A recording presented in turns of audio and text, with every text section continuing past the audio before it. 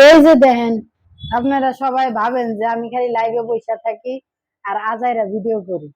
দেখেন তো, এই জায়গায় 2 কেজি আমার পুঁটি মাছ আইনা দিচ্ছে। এই 2 কেজি পুঁটি মাছ আসরে আজানের থেকে যে বইছি, এখন কয়টা বাজে? মাগরিবের আজান দিয়ে মনে হয় 7টা, পৌনে 7টার মতো বাইজা গেছে। এখন আমি কুটতেই আছি।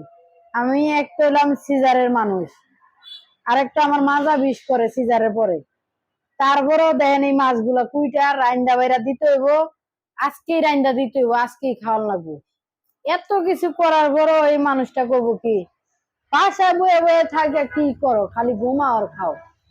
যখন এই কথা কয় না, তখন মনটা চায় কি এই সংসার মংসার ফালাইয়া থিয়া যায় গে।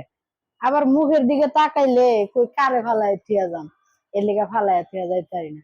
যদি মানুষের বউ মতো হইতাম যে 19-20 হলে ফালাইয়া থিয়া থিয়া যাইতাম গা, তাইলে হয়তো বা ভালো থাকতে পারতাম। কিন্তু আমি তো আর মানুষের বউর মতো না। আমি যা পাই তা দিয়ে আল্লাহর কাছে সন্তুষ্ট থাকি। এই কারণে আমার জামাইয়ের কাছে আমি ভালো না।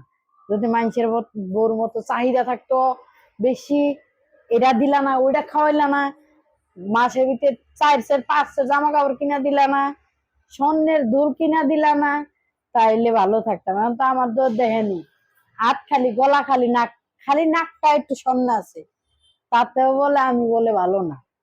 আর কেমনে ভালো থাকুম কইতে পারেন আমার একটু? আর কেমনে ভালো থাকুম আমি? আমার কর মতো কোনো ভাষা নাই, বুঝছেন? আমি কইলে খালি চোখ দিয়ে পানি আয় পড়বো, কান্দা আয় পড়বো। এই মাছ এডি দেখেন, আরো কতটি মাছ সামনে আনো, না দেখাও, দেখাও আর কতটি মাছ রয়েছে। এই দেখছেন? আর অন্ধকারটা দেখাও যে, মানুষে তো বিশ্বাস করবো না যে এখন অন্ধকার না কি।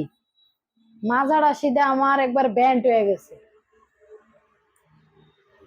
তাও সুখে রাখবার লেগে একটা কথা কই নেই, মাছটি আনছে পরে। এখন আমনে করে দেখাইবার লেগে এই যে ভিডিওটা ধরলাম, নাইলে তাও ধরতাম না।